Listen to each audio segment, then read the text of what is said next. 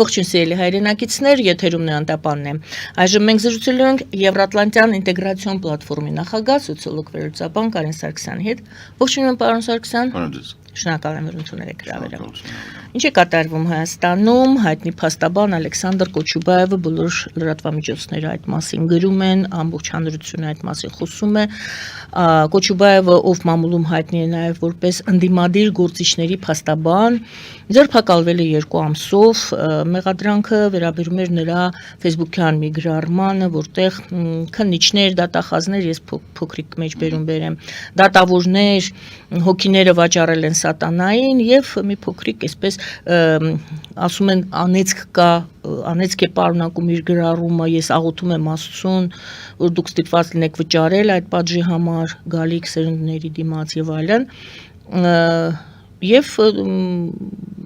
քրեական օրենսգրքի 490-րդ հոդվածի 2-րդ մաս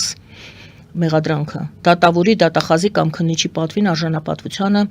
արատավորող տեղեկատվության տարածում եւ ամբողջը չեմ ուզում կարդալ, պարզ է։ Նախորդ օրը մի շարք ձերբակալություններ կատարվեցին։ Միաժամանակ զուգահեռաբար ինֆորմացիա եղավ, որ Ադրբեջանում է նախագահի աշխատակազմի նախկին ղեկավարը տնային կալանքի տակ պահվում վերցվել եւ ադրբեջանական լրատվամիջոցները ասում են, այսինքն այդ զուգադիպությունը, որ եւ այստեղի կալանքները, ձերբակալությունները եւ Ադրբեջանի այդ անձնավորության կալանքը համընկան Դուշանբեում Պուտինի հետ Փաշինյանի եւ Ալիևի հանդիպումներից հետո եւ ոմանց մոտ կասկած կար եւ հարց կար, արդյոք կապ ունեն այդ ամենը, կապ ունի Մոսկվայի հետ եւ ադրբեջանական լրատվամիջոցները ասացին, որ այո, իրենց մոտ դա պարզվել է, որ Կրեմլն է հանձնել Մեհդիևին, այսինքն այդ Գրոզնիի վրա խոցված այդ ազալ ինքնաթիռը այդ Մեհդիևի կողմից Ադրբեջանում, ես ցիտում եմ, մեջբերում եմ, նախապատրաստված պետական հեղաշրջման դիտավորության մաս էր կազմում, այդ մասին դա քննարկել է Մոսկվայի ռազմական շրջանակների միջոցով, Մոսկվան դրա մասին իմացել է եւ այդ ինֆորմացիան տրամադրել է Ալիևին։ Եվ այսպես, ինչ է կատարվում Հայաստանում, արդյոք այն, ինչ կատարվում է եւ Հայաստանում, եւ Ադրբեջանում, պետական հեղաշրջման մեջ մեղադրվում են մարդիկ եւ ձերբակալվում, կապ ունի Մոսկվայի հետ։ Համեցեք։ Որևէ կապ այս բաների մեջ չկա Ադրբեջանում եւ Հայաստանում, որ համընկնում է լրիվ ուրիշ թեմա։ Ինչ վերաբերում է Մեդիևին, այո, Մոսկվայի հետ խառնվել է եւ Ադրբեջան-Ռուսաստան հարաբերությունների այսպես կոչված սրացումը, որի մասին երջանիկ դեմքերով պատմում էին Հայաստանի հեքիաթասերները, որը հեսա տեսեք Ադրբեջանը Ռուսաստանի հետ կոնֆլիկտի մեջ է, այսա ռուսները Ղարաբաղը կվերցնեն, մեզ հետ կտան բանացան։ Կային չէ՞ տենց հեքիաթներ սիրող հեքիայեշ մարդիկ։ Այդ բլեֆ էր։ Ակնհայտ է, որ պայմանավորվել էին, ասեմ ավելին, գնալով ավելի քիչ տեղ ամնում հերկվելու այն փաստի, որ այսպես կոչված ադրբեջանցիների ձերբակալումները Ռուսաստանում դրանք ասենց ասեմ ոչ միայն համաձայնեցված էին Ալիևի հետ, այլ նաև կատարվում էին Ալիևի հետ բանով, պատվերով, որտեղ իրականում գլխատվեց այն զանգվածը ադրբեջանական Սփյուռքի Ռուսաստանում, որը Ալիևին չէր ենթարկվում, ովքեր ավելի շուտ էին գնացել, Հեյդարի ժամանակ էին գնացել եւ իրանք իրենցով ինչ որ բան էին ստեղծել, ալտերնատիվ կառույց, այո, դա կարող էր հիմք դառնալ Ադրբեջանում հեղափոխության եւ հեղաշրջման, որտեղ իրանք համ ադրբեջանցիներն համ տենց զանգված ունեն ադրբեջանական, համ էլ չեն ենթարկվում Ալիևին, եւ գաղափարապես իրանք հաշվի առնելով, որ Ալիևի վիճակը վատանում է, որպես պետություն Ադրբեջանի վիճակը վատանում է կապված նավթային գների հետ եւ գազային գների անկման հետ, եւ գնալով այդ դուրը փակվում է, որտեղ Եվրամիությունը արդեն պահանջում է սերտիֆիկատներ ծագման, նույն նավթի եւ գազի, այսինքն գնալով բարթանում է նաեւ Ադրբեջանի վաճառքը ռուսական գազի, որին ուղղակի մի հատ ինքը սերտիֆիկատ է տալիս, մոչե չգիտեմ, բանի Հեյդարի արևտ սա բանը, ադրբեջանական այդ արդեն չի անցնում, ասում են հետո Այսինքն ապացուցի, որ քո մոտից ես հանե, եթե չէ, ուրեմն դու խնդրեմ ունես։ Այս ամբողջը Ադրբեջանի եւ Ռուսաստանի համատեղ խաղն էր։ Այս համատեղ խաղը նաեւ շատ հարմար ամընկավ այն փուլի հետ, որ Հայաստանում ոչ միայն ռուսամետներին սրանով կուտը տվեցին, այլ նաեւ կուտը տվեցին նրանց, ովքեր իրենց համարում են ազգայնական եւ աստին դելա ոչինչ կամ ասենք Փաշինյանի շուրջ կանգնած մարդկանց, ովքեր դա առիթ սարքեցին եւ աստին տեսեք հիմա Ադրբեջան-Ռուսաստանի այդ կոնֆլիկտի մեջ է, դրա համար էս որ Տրամպի փակուղին սարքում ենք, այդ լավ է։ Մենք էդի կբացենք, բայց իրանք արդեն Ռուսաստանի հետ հակած են, տեսեք ինչ լավ է, որ մենք բան իրականում ոչ մի չի, ուրիշ չի փոխվել։ Ադրբեջանը նույն Ռուսաստանի խամաճիկն առանց որևիցե բանի։ Այդ բոլոր լեգենդները նրա մասին, որ KGB-ի գործող գնդապետը եւ KGB-ի գեներալի որդին կարան ունենան արունալից կոնֆլիկտ սուտ է։ Սա այսպես։ Մեդիևին հանձնելա Պուտինը դա նորմալ է, որովհետեւ դա ամբողջությամբ տեղավորվում է այն բան մեջ, որ իրան պետք է կայուն Ադրբեջան իր պատկերացրած կայուն Ադրբեջանը, դա Աբշերոնում նստած Ալիև Փաշաևների կլանն է, որը այս ամբողջ տարածքը պահում է, ոնց ուզում է պահի իրեն չի հետաքրքրում, որտեղ իրանք արդեն բոլոր այդ կոնվենցիաներից հրաժարվել են ատվիրանքների, խոշտանգումների բացառման, հիմա նորմալ է, ինչ ուզում են թող անեն։ Կարևորը այդ ճանապարհը կա, հիմա էլ Տրամպի փակուղին կա, հեսա այդ Տրամպի փակուղիով էլ ինչ-որ մի բան կազմակերպենք, սկսեն պատժամիջոցներից խուսափելու համար ապրանքներ տանել բերել, ադրբեջանական դրոշի տակ, թուրքական դրոշի տակ, ԵԱՏՄ-ի դրոշի տակ, Էական այն է, որ այդ ճանապարհը օգտագործվել է անենց, ոնց որ ինքը պետք է օգտագործվեր նոյեմբերի 9-ի փաստաթղթով, որի դեմ մենք ու չհամարձակվեք ասել, ձեզ չեմ ասում այն մարդկանց, ովքեր որ սազանդարներ են մեծ հաշվով, որ ամերիկացիները կխառնվեն, չեն խառնվի, Տրամպի ադմինիստրացիան չի խառնվելու, Տրամպի ադմինիստրացիան ամբողջությամբ ենթարկվում է այն արժեքային եւ գաղափարական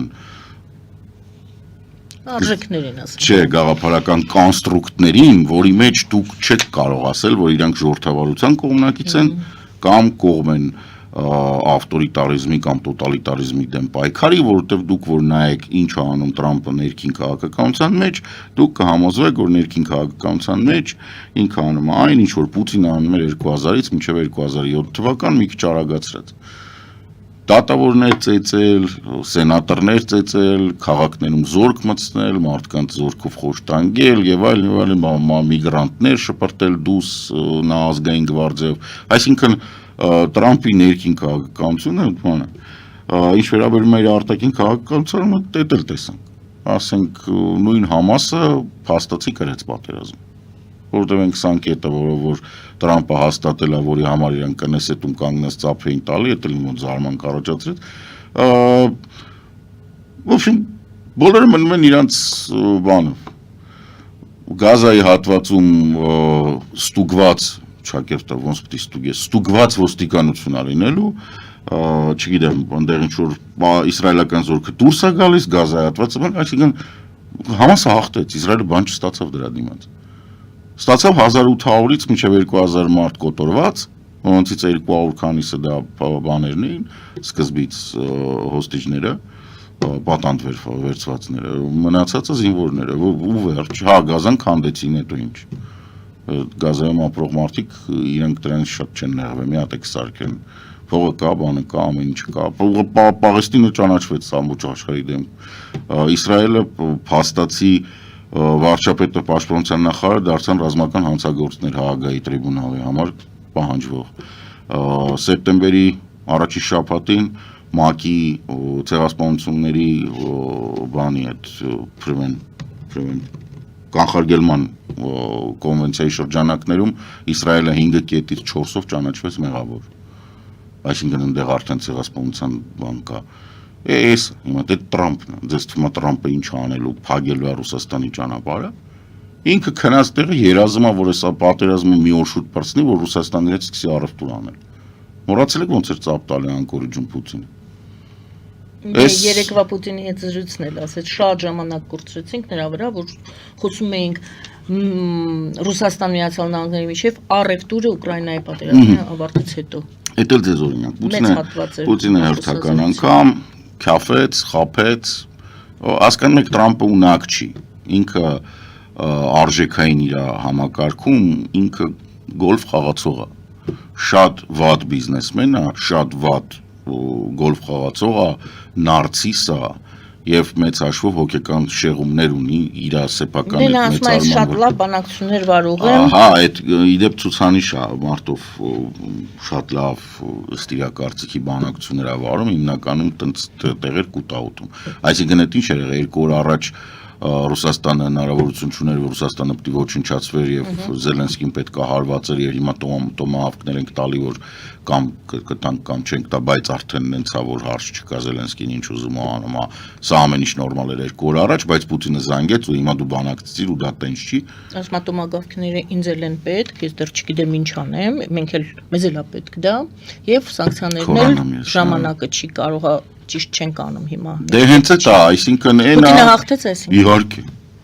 Պուտինը չհաղթեց, Պուտինը հերթական անգամ կոշիկները սրբեց մի հատ Ամերիկայի դրոշի վրա, հետո Տրամպի դեմքին։ Հերթական անգամ ընդ որում ես ուղղակի զարմանում եմ տենց շուտ կան ուկրաինական տեղեկատվական դաշտում էլ կան, կամ պրո-ուկրաինական ավելի ճիշտ է ասել, մարդիկ ովքեր տենց ամեն անգամ այս հոգեբանական ճոճանակների վրա հիացած, հրճված, հենց այո վերջապես Տրամպը տեսեք ինչ արեց, ժողովուրդ, Տրամպը նույն շիզոֆրենիկն է։ Տրամպի օրոք Արցախում սկսվեց քրիստոնյա բնակչության ոչնչացում, ինքը մատին չի տվել։ Ուղղակի Տրամպը ի սկզբանե ոնց համարում էր, որ Ուկրաինան պետք է հանձնվի Ռուսաստանին, տենց մինչև հիմա համարում է։ Բոլոր մնացած այդ իր պատկերացումն է աշխարհի մասին, որ ինքը Պուտինը եւ Սի Ցզինպինը պետք է նստեն եւ աշխարհը կիսեն 3 հավասար մասի։ Եվ իրանք այդ 3 հավասար մասի հետ պետք է կռիվ տան։ В смысле, իրանք պետք է կառավարեն։ Բոլոր մնացածը պետք է ենթարկվեն։ Դուք լուրջ եք ասում, Տրամպը նշանակել է Պենտագոնի ղեկավար մարդու, ով սահմանադրության ուղիղ խախտման է գնացել Ամերիկայում, այսինքն զորքին, զինված ուժերին, բանակին հրաման է տվել մարդ ձերբակալելու, ինչը սահմանադրությունով արգելված է Սենատի հանձնաժողովի դեմը նստած սուտ է խոսում, այդ իր պաշտպանության չի, պատերազմի նախարար։ Ինգիցիլ է դա ինչ պատերազմի նախարար։ Պատերազմի նախարար, վերադառնանք Հայաստան, լավ, Ադրբեջանում ինչ է կատարվել այդ հեղաշրջման։ Ինչ վերաբերում է մեզ մոտ, շատ որտեղ Սամվել Կարապետյանի մասին էլ էին խոսում, ահա, Ռուսաստանը որ ուզեր կպահեր, բայց Ռուսաստանը եւ Սամվել Կարապետյանը Սամվել Կարապետյանը եւ մնացած այս վերջին ձերբակալությունները։ Սամվել Կարապետյանի պատմությունը ինքը բավականին խավարոտ է սկզբից իր հայտնվել, ես միևնույն մնում եմ կարծիքի, որ ինքը նույնիսկ շուտ չափով նպատակային եկա, որ ստեղ նստի, որ այնտեղ գլուխը չուտեն Ռուսաստանում, դա տրամաբանական է։ Սամվել Կարապետյանի կողմնակիցների մոտ երևում է վրացական երազանքի մոդելը, այսինքն ինքը ուզում է դառնա Իվանիշվիլի, որպեսզի այդ բանը ապահովի վերջնի իշխանությունը եւ դանդաղ Հայաստանը տանի կործանման, ինչպես Վրաստանը կործանման տանում է Իվանիշվիլին, այսինքն տանի բարկացնի Ռուսաստանի տակ։ Մի փոքր, քանի որ մենք Վրաստան չենք, դա չի ստացվի, ինչ որ երևի տենց պետք է նշել է Սամվել Կարապետյանի կողմնակիցների համար, որ հայերը վրացի չեն։ Պետք է բացեք ուրեմն փաստաթղթերը, ինչով։ Ոչ մի բանով Վրաստանի հասարակությունը կիսված է 3 մասի էթնիկ, 3-4 մասի կրոնական եւ չհաշված Աբխազիան եւ Հարավային Օսիան, որը նաեւ գրաված է Ռուսաստանի կողմից, հա, 20% մոտավորապես իրենց տարածքի։ Այսինքն խոսքը ադրբեջանական, վրացական եւ հայկական էթնոսների մասին է, չհաշված աջարները, լազերը, սուբեթնոսներ, մենգրելներ, կախետներ, իմերեթներ, բաները, ինչ այնտեղ էլ բաժնես, ինչ էր դրանց այն առաջին նախագահի բան։ Ոչ սվաններ, հա, ոտ։ Չենի մենգրել էր այնտեղ սվանները կային։ Այսինքն այս սուբեթնիկ խմբերը, կրոնական խմբերը, որոնք քրիստոնյաներն են, ընդ որում քրիստոնյա հունական, որը Ռուսաստանի եկեղեցու տակ է, հայ առաքելական, կաթոլիկ, շիա, ադրբեջանցիները, սունի, աջերեի կողմի վրացիները կամ լազերը, այսպես կոչված։ Այսինքն այս ամբողջը կա, պլյուս հրաներ կան, նորմալ է։ Բաթումի ներդրումներից գալի մասը Իսրայելն է անում։ Բացի դրանից Վրաստանի ենթակառուցվածքները հալալ կիսված են Թուրքիայի եւ Ադրբեջանի մեջ, այսինքն Վրաստանի ղեկավարությունը նաեւ չի տիրապետում, այդ դեռ Սաակաշվիլի ժամանակվանից։ Նաեւ իր տրանսպորտային ուղիներին նորմալ չի տիրապետում։ Այսինքն այնտեղ բանա նո չեմ ուզում այդ ասեմ, բայց ծանր է վիճակը, հասարակության տեսանկյունից Թիֆլիսից դուրս խոսքը խայտաբղետ հա այդտենց ինչ-որ puzzle է, այդ puzzle-ը պետք է հավաքես եւ ասում են որ Թիֆլիսից դուրս նաեւ մարդկանց կենսամակարդակը շատ ցածր է եւ իրենց մոտ իրենց նախագահն էր ասում Սալոմե Զորոբիշվիլին, որ այնտեղ շուտ կարուսելներ, բաներ 10-20 լարիով ձեն առնել, ընդունված, տարածված պրակտիկա է միտինգներին բերել ինչ որ գյուղերից աղքատ բնակչություն բանի Իվանիշվիլին տենց անում։ Այսինքն այս մոդելը Հայաստանում չի աշխատում։ Ոչ չի աշխատում։ Այս նախ հայազգը ավելի կուր է, երկրորդը շատ ավելի հասուն է։ Երրորդը շատ ավելի մեծ հաշվով մենք ինքներս կարանք տանենք մարդու ծովը ծառավ հետ բերենք, հա,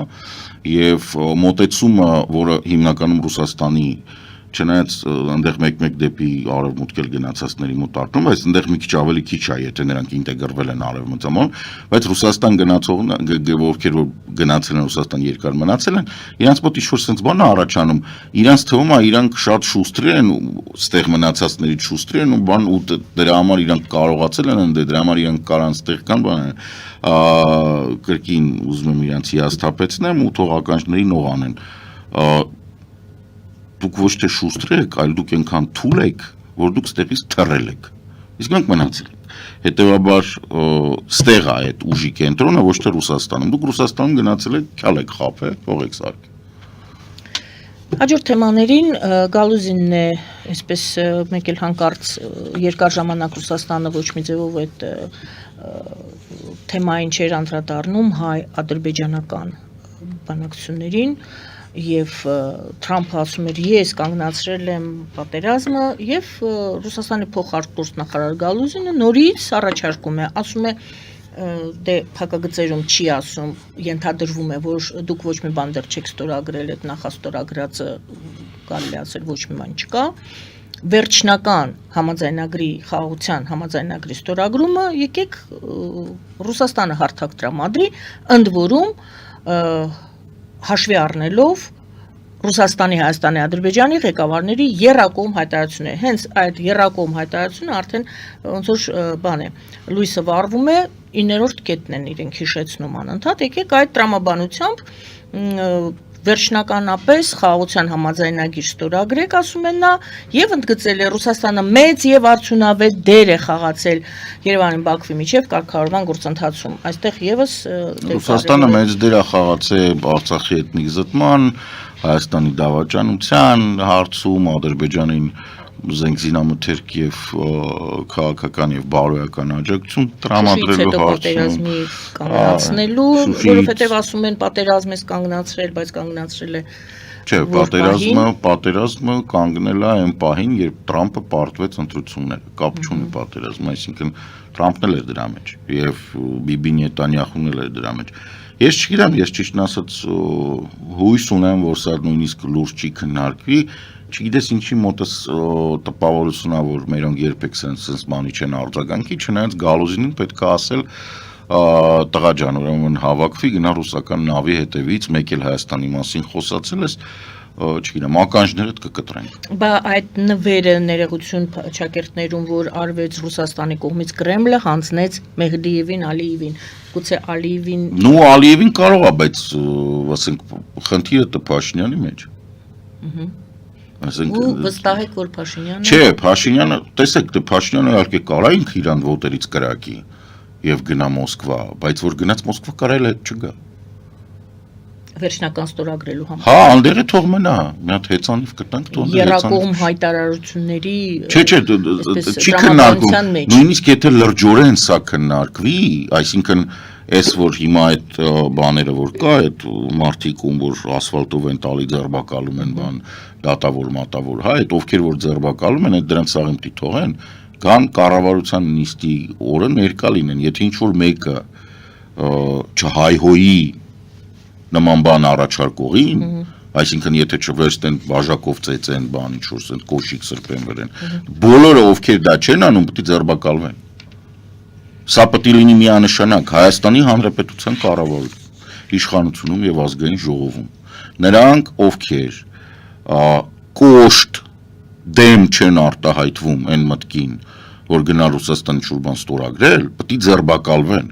որպես ազգի դավաճաններ, որովհետև Արշակ Կարապետյաններ, բաները տենց լիքը կար, չէ՞ Նիկոլայ դավաճանների նոր պաշտոններ էր նշանակում, հետո ճակերտներում կրակներ են, չգիտեր հիմա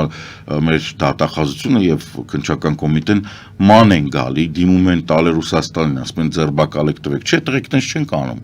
Բոլորին, ովքեր մի դեմ չեն առաջանում, այս գլխից ձերբակալում ենք։ Այս գլխից, այսինքն ու ոչ թե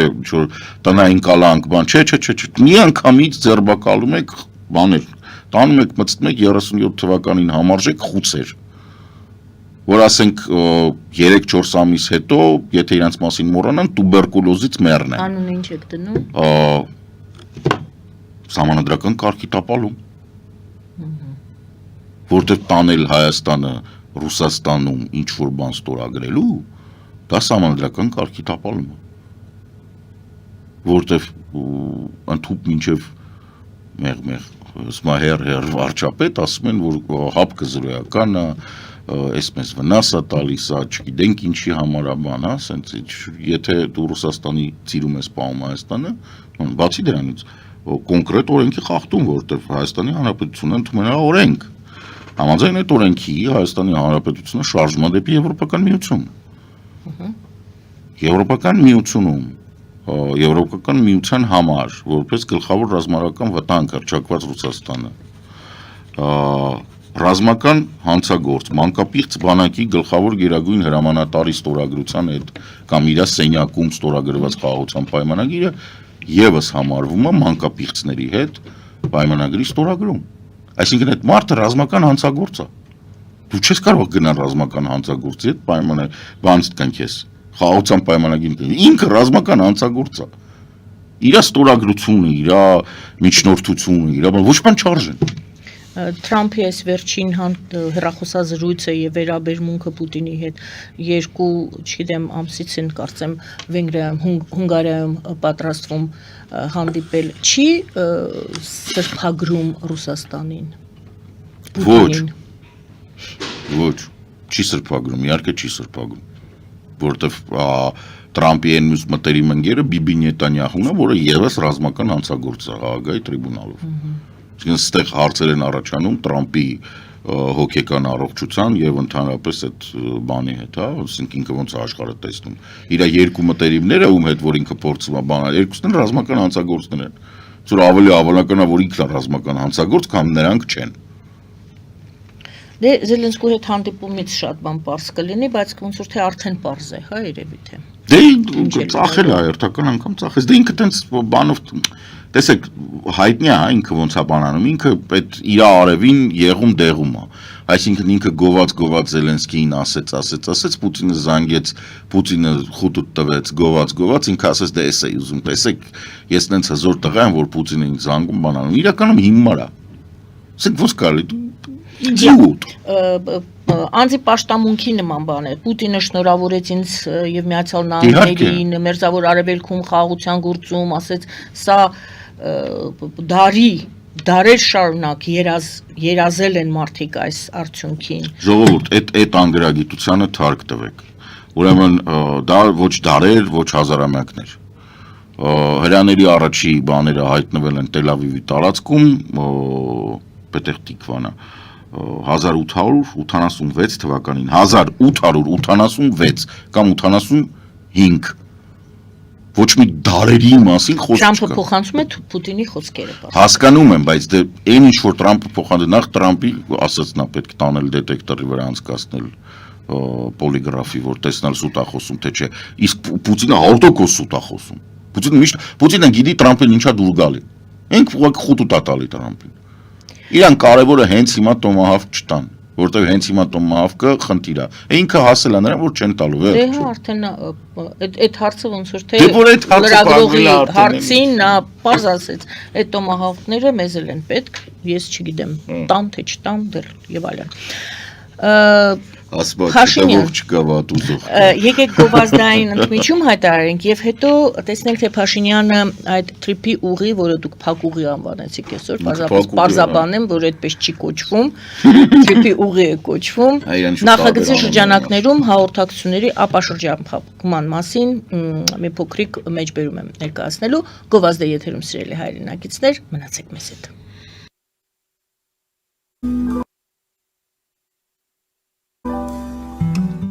Ֆելիչե ժամանակակից ատամնաբուժական կլինիկա։ Այստեղ հարմարավետությունն ու խնամքն առաջնային են։ Այստեղ կիրառվում են ատամնաբուժական ամենաժամանակակից տեխնոլոգիաներ, ճշգրիտ ախտորոշում, արդյունավետ բուժում, նուրբ փորձառություն եւ անհատական մոտեցում։ Սկսած սովորական մանրուքներից մինչև առաջադեմ ընթացակարգեր, այստեղ դուք գտնվում եք բարձր որակավորում ունեցող եւ փորձառու ատամնաբուժական մասնագետների ձեռքերում։ Մեր բարեկամական եւ հյուրընկալ անձնակազմն այստեղ է յուրաքանչյուր այցը հաճելի դարձնելու համար։ Ֆելիչե,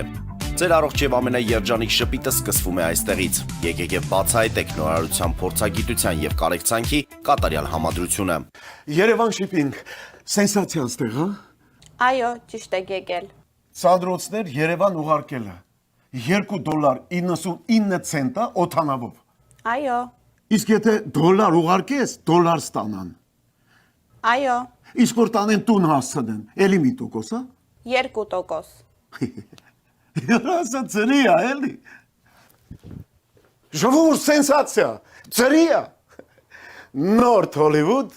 Գլենդել։ Ջակփաթ հագուստի խանութը երկրորդ մասնաճյուղն է բացել Գլենդելի սրտում, որտեղ կարող եք ձեռք բերել եվրոպական եւ ամերիկյան ընտիր հագուստեղեն, կոշկեղեն, աքսեսուարներ, պայուսակներ ամենահարմար արժեքներով։ Նաեւ կարող եք ցանկացած ապրանք պատվիրել եւ ձեռք բերել կարճ ժամանակում։ Ջակփաթի Գլենդելի հասցեն է 1135 North Pacific Avenue, հեռախոս 818 813 2252 Ջակփաթ հագուստի լավագույն կենտրոնը Գլենդելում։ 60-ից ավելի ճանաչված եվրոպական բրենդների ինքնատիպ, չկրկնվող եւ մատչելի ընտրանին Fortuna Home and Country House խանութ սրահում։ Նորավոճ սպասք եւ կահույք հորեկա բնագավառի համար, տեքստիլ, տնտեսական ապրանքներ, ամեն ինչ գեղեցիկ կյանքի համար։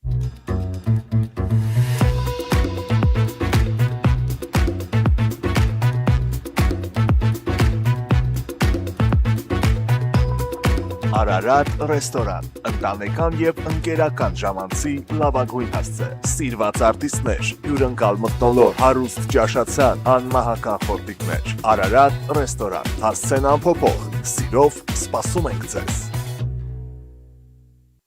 Լավագույն պաղպաղակ, բնական, համեղ եւ մատչելի գներով պաղպաղակը կարող եք ձեռք բերել բոլոր հայկական խանութներում։ Պահանջեք հայկական պաղպաղակ, Թամարա պաղպաղակ։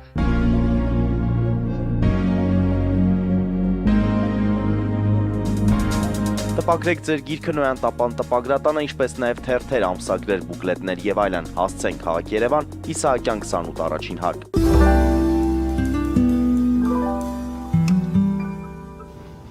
Սիրելի հայրենակիցներ, հիշեցնեմ, որ վերլուծաբան սոցիոլոգ Կարեն Սարգսյանի հետ ենք զրուցում եւ այսպես Փաշինյանը ասել է հետեւյալը, որ այն տեղերում, որտեղ հաղորդակցության թրիփի ուղի նախագծի իրականացման մասին է խոսքը։ Այն տեղերում, որտեղ հաղորդակցության կառուցում արդեն պետք է սկսվի, որպեսզի այդ տարածքով անցնող ենթակառուցվածքները կառուցվեն եւ պարզ լինի, թե սահմանը կոնկրետ որտեղով է անցնում, այդտեղ պետք է լինի սահմանազատում։ Նա ասում է, դա փոխկապակցվածություն չէ ընդհանուր սահմանազատման գործընթացի հետ։ Դա իր տրամաբանությամբ է գնալու, ընդհանուր սահմանազատումը իր տրամաբանությամբ է ուրեմն գնալու։ Բայց մյուս կողմից սահմանազատում է կապված կոմունիկացիաների թրիփի ուղի նախագծի իրականացման հետ։ Այսինքն սահմանազատումը, ասում է Փաշինյանը, մաս է այդ process-ի, այսինքն ինչ։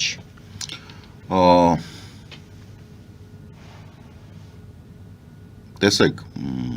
ինձ համար ամենասկզբից այս պատմությունը ծիծաղալի է, որովհետև նորից եմ ասում, Ադրբեջանի վրա ճնշում գործադրելու բանակցային իմաստով, ոչ թե ռազմական, ճնշում գործադրելու միակ հաղթաթուղթը դա այդ ճանապարհն է։ Եվ դա պետք է աշխատի կամ մոտիկ լինի աշխատելու բացառությամբ այն պահի, երբ այլ տարբերակ չկա, այսինքն տենց բոլոր միջազգային խաղացողները գալիս են նստում են պատոանի տակ ու գոռում են շուտ արաբաց։ Դա պետք է լինի այն պահին, երբ որ քեզ համար անհրաժեշտ խնդիրներ լուծված են։ Այդ ճանապարհի աշխատանքը, այդ ճանապարհի մասերի սահմանազատումը, այդ 1 կիլոմետրը 400 մետրը, չգիտեմ ինչ է, դրա մասին խոսելու իմաստ չկա։ 400 մետրը կամ 1 կիլոմետր։ Դուք եք ասում, բայց եթե դրանից չէ, տեսեք, եթե դրանից լայն է, դա խնդիր է, որովհետև երկկողմանի, այսինքն Նախճեվանի կողմից եւ Ադրբեջանի կողմից այդ պետք է սահմանազատում արվի, այդ լավ, օքեյ, ու անիմաստ քայլ է։ Ինչի համար եմ սա ասում։ Ընդհանուր առմամբ այս ճանապարհին ուրեմն ամեն մետր սահմանազատման դիմաց Ադրբեջանը պետք է ծանր գին վճարի, բանակցային իմաստով։ Մեր, չգիտեմ, զինծառայողներից, որոնք ընդեղ պատանդ են մնացել դրանց հետ տա, մնացած տարածքներում սահմանազատում անի, չգիտեմ, ինչ-որ մի բան պետք է անի։ Չկարա լինի, որ ասենք մենք արագ ամեն ինչ անում ենք, էս ենք անում, բան ինչի համար։ Ճիշտն ասած, ես եւ ամբողջ աշխարհը թքած ունի, թե Ադրբեջանը Նախիջևանին այդ 3 ֆուրը կտանի, թե չի տանի։ Ամբողջ աշխարհը թքած ունի։ Այդ թվում Տրամպը, որը քարտեզի վրա Հայաստանը եւ Ադրբեջանը չի գտնում։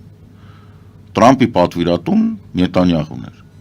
Նետանյահուն այդ պատվերը տալու պահին գտնում էր լուրջ պատերազմական գործողությունների մեջ։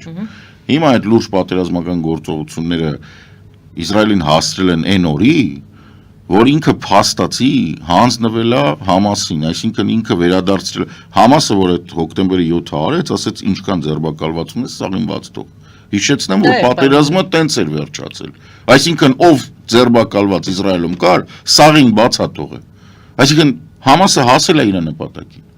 Բացի դրանից իսրայելական բանակը դուրս է եկել հին այն գծին, սուտ է այն որ ուրիշ բանը սահմաններ են գծում չկան, այն ժամանակվա պատի տակա կանգնած։ Այսինքն հոկտեմբերի 6-ի դրությամբ ոնց դիրքերը կար, այտենց են դիրքերը մնալու։ Այսինքն Իսրայելը պարտվել է այդ պատերազմը, Իսրայելը պարտվել է պատերազմը այդտեղ, Իսրայելը պարտվել է պատերազմը Լիբանանում, Իսրայելը պարտվել է պատերազմը Սիրիայում, որովհետև չկարողացավ ինքը ապահովի դրուզների բանը եւ դրուզները որոշեցին, որ իրենք այլևս Իսրայելի աջակցություն չունեն, Ալ-Շարան էլ սաղտեղ վազվզում, ասում է ես Սիրիայի լեգիտիմ նախագահն եմ։ Ինքը պարտվել է հութիների դեմ, որտեղ ոչ մի բան չի կարողացել անել։ Նրանք առանց թե սարերում ապրում էին, առանց լուսի ջրի։ Ես տվել ես մի հատ բան ես տրակացրել օդանավակայան 2 հատ բան էլեկտրոկայան։ Օքեյ, իրանք բայց տենց էլ ապրում էին սարերում։ Իսրայելը պարտվել է Իրանի դեմ, որտեղ ինքը 12 օր պնդում էր, որ ինքը ամբողջը ոչնչացրել է, ավարտելուց 3 օր հետո ասեց, Իրանի միջուկային ծրագիրը շարունակվում, ոչ մի բան չես ասել։ Բացի դրանից Իսրայելը ղեկավարությունը դարձել է ռազմական հանցագործ եւ Հաագայի տրիբունալով մանագալի բուն Իսրայելը մեղադրվում է ցեղասպանության մեջ 5 կերպից 4-ը ապահովել է կներեք Զայնյանը։ Բացի դրանից Իսրայելի միջազգային վարկային այդ վարկանիշը որ կա այդ Moody's-ի Standard & Poor's-ի եւ բանի ում 2 կետով անկում անեցել, այսինքն AAA-ից իջել է AA, իսկ դա բավականին լուրջ է, դա նշանակում է, որ ինքը արդեն բաներ կվերցնի, պարտ կվերցնելուց ավելի թանկ տոկոսադրույք վճարելու։ Բացի դրանից Իսրայելը սպառել է Ամերիկայի Միացյալ Նահանգների կոնգրեսի կողմից հատկացված օգնության մի քանի տարի առաջ, վперед, ոնց որ ասում են,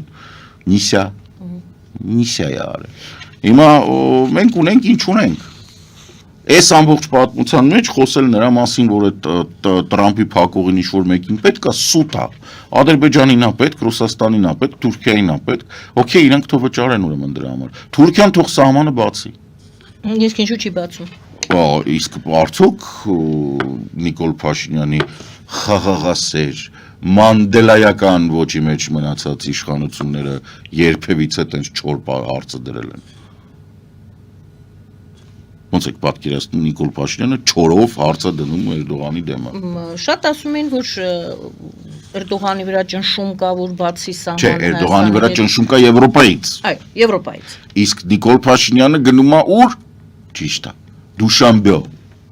Դրա համար Եվրոպան էլ այդքան չի ճնշում Չէ, գործադրում։ Եվրոպան իր համար է ճնշում Այդ գործադրում։ դեպքում հարց ինչու Դե Եվրոպան անում անենց, որ երրորդ կողմի, երրորդ երկրների քաղաքացիների համար բացվի, հա, ինչ որ բան է։ Okay։ Հա, բայց ասենք եթե տրանսպորտային բաները, տրանսպորտային փոխադրամիջոցների հետ շարժը չապահովի, դա ոչ մի նշանակություն չունի։ Եվրոպան անում է այնքան, որքան իրան պետք է, բայց մեզ դա չի պետք։ Մեզ պետք է որ ապրանքներ, մեզ պետք է որ Գյումրի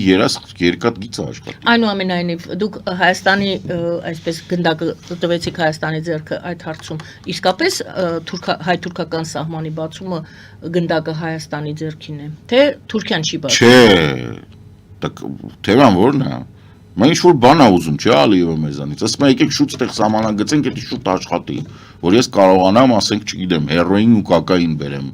Նախիջևանից Բաքու ու ասենք, չգիտեմ, 12 տարեկան աղջիկներ տանեմ վաճառեմ Թուրքիա։ Այդ իր խնդրեմն է։ Հիմա եթե մենք բռնեցինք, պետք է չթողենք։ Բայց Նիկոլ Փաշինյանը ունակ չի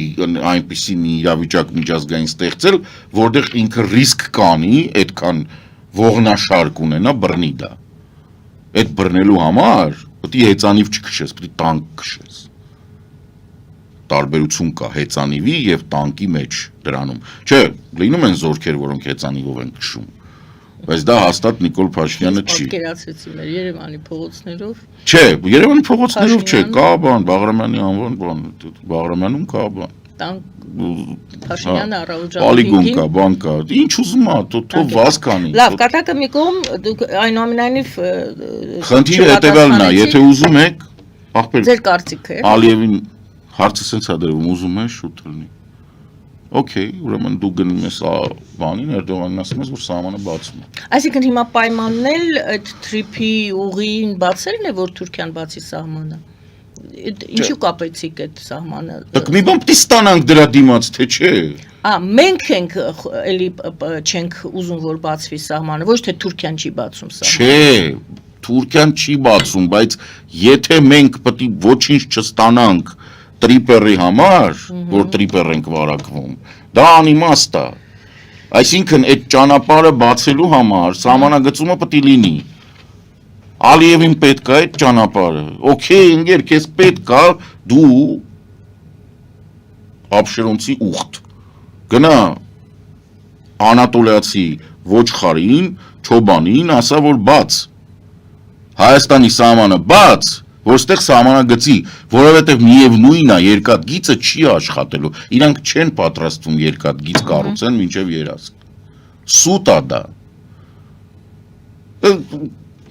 Կարաս ասես, դե լավ կառուցի, ինքը դարերով կկառուցի այդ երկաթգիծը։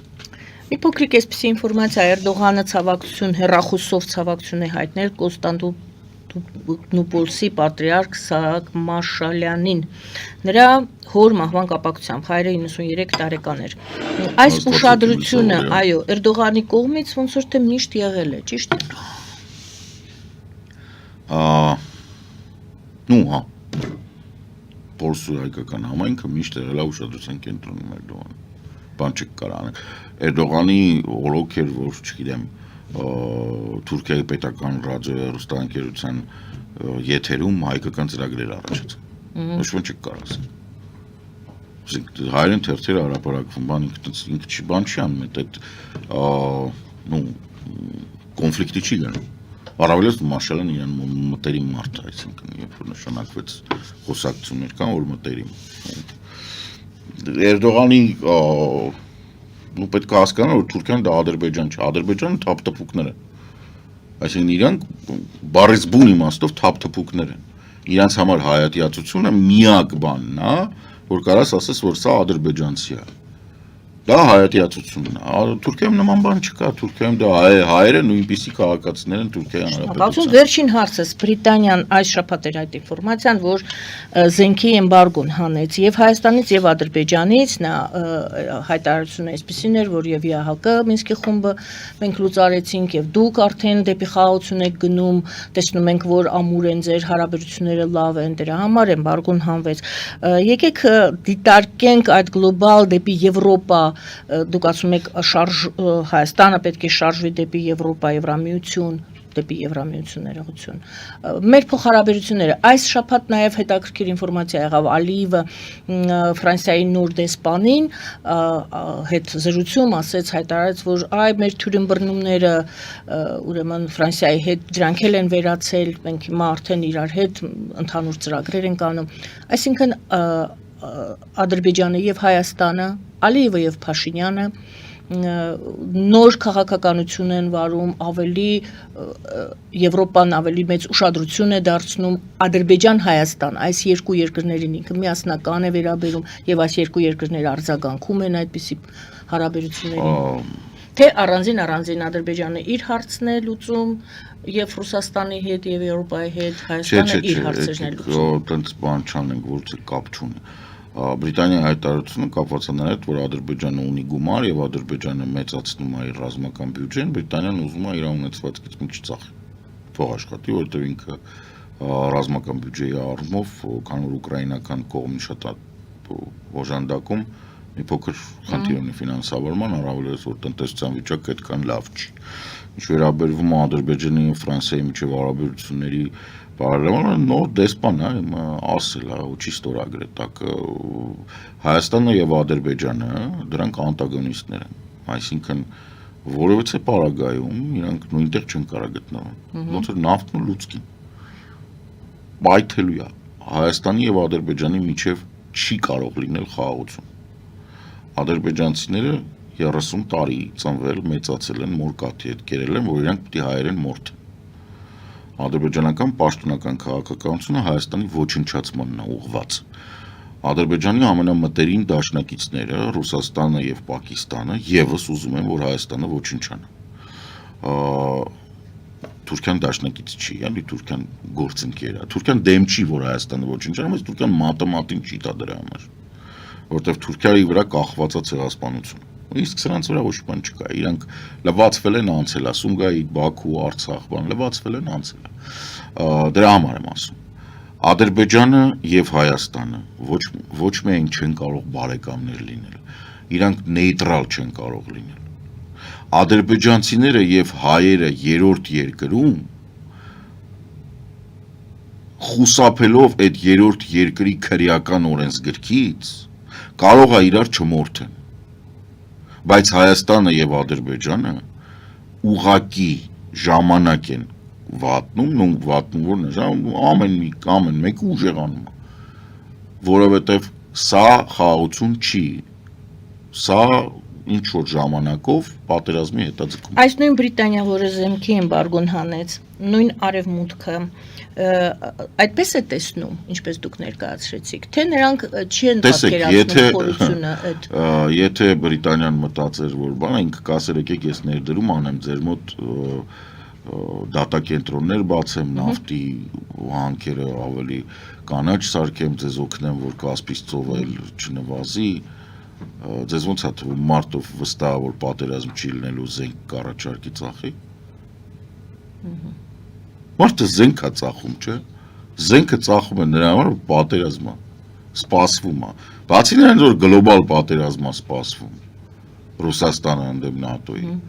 Նաև տարածաշրջանում է պատերազմ սպասվում։ Ստեղ բոլոր երկրները անկայուն են։ Վրաստանը, Ադրբեջանը, Իրանը, Թուրքիան։ Տարօրինակաբար մենակ Հայաստանն է կայուն։ Հայաստանը կայուն է, որովհետև մենք մոնոէթնիկ ենք։ Ասում եմ, մեր սիրտը լեռներում է ու մեծ հաշվով ամեն չորրորդին որ թողես նժդե է, հետո ինչ-որ նժդե երապարակում Սպանդարանի արձանն է դրած։ Դուք մի ձևակերպում հայեցիք, ասեք եւ Հայաստանը եւ Ադրբեջանը ժամանակ են վատնում, հետո փորձեցիք օգտագործել, ժամանակ են օգտագործում, մինչեւ ինչ որ Հա, վատել է որտեղ, սա Հայաստանը օգտագործում է այդ ժամանակը, թե վատնում է, Ադրբեջանը օգտագործում է այդ ժամանակը, թե վատնում է։ Չէ, Ադրբեջանի համար ամեն օրը իրան վնաս ամեն օր որ պատերազմ չկա Ադրբեջանի համար վնաս ինքը կործանվող ինչպես Իսրայելն է կործանվող այդպես էլ Ադրբեջանը որովհետև բան չի ուրիշ հարց է որ քանի ինքը կա ինքը փորձելու է պատերազմ անի որպեսզի կարողանա գոյություն բանել Հայաստանի ժամանակը վատնում է բա ինչ անում Հայաստանը պետք է 3-4 օրը Եվրամիության անդամակցության թուղթը տար ասել գնում եմ ՆԱՏՕ, ռուսներին լարեր, հանգիստ ոտներս ոտներին նստած բանանենք, նստեինք, ասենք մեր վրա չես արձակվում, ոնց որ Էստոնիան է անում։ Էստոնիան Ռուսաստանին ամեն անգամ միջին մատա ցույց տալի սահմանի այս կողմից, Նարվայի այս կողմից, կանգնում են միջին մատ են ցույց տալի, գրում են Պուտինը ինչա, օյով է պրծնում։ Ուր պետք է գնա ռուսական նավը, ռուսները ինչ են, բորձուր են կրծում, որովհետև այն կողմը ՆԱՏՕ է։ Դու էլ պիտի տենց անես, եղբայր, տենց չես կարա, դա տենց չլինի չես կարա, չես դիման։ Պատկերացրեք Էստոնիան ՆԱՏՕ-ի անդամ չի։ Կուլ կտանք գնա։ Եղավ, շնորհակալ եմ շատ Ես եմ այսօրվազության համար։ շնորհակալ։ Շնորհակալություն սիրելի հայրենակիցներ, Եվրատլանտյան ինտեգրացիոն պլատֆորմի նախագահ, վերլուծաբան, սոցիոլոգ Կարեն Սարգսյանն էր մեր զրուցակից այսօր, զրուցվար եմ ես Գայանե Արաքելյանս։ Բարի մնացեք։ Բա